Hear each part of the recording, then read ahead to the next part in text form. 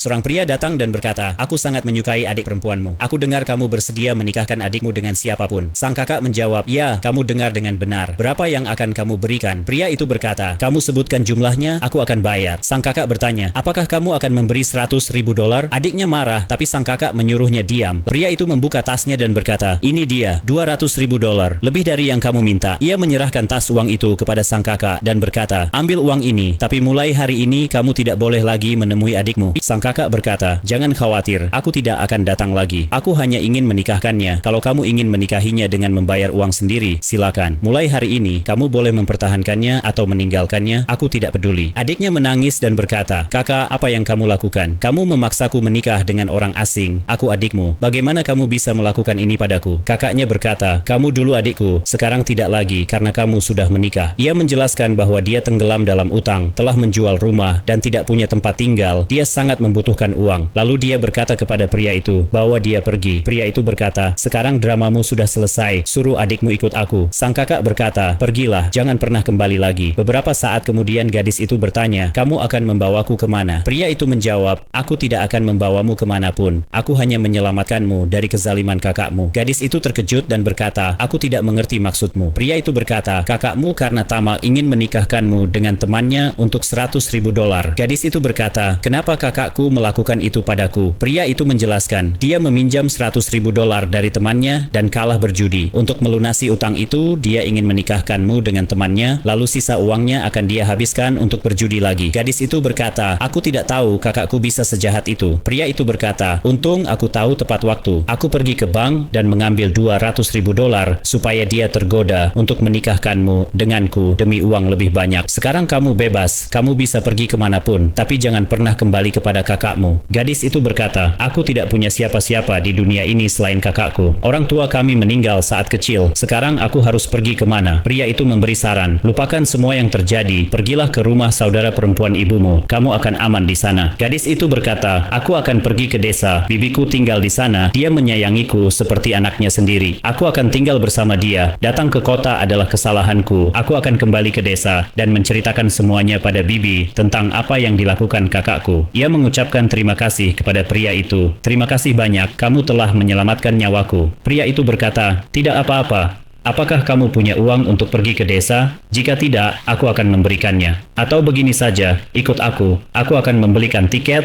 dan mengantarmu ke stasiun." Apakah pria itu melakukan hal yang benar dengan membantu gadis itu? Jika kamu suka videonya, jangan lupa tekan like. Terima kasih.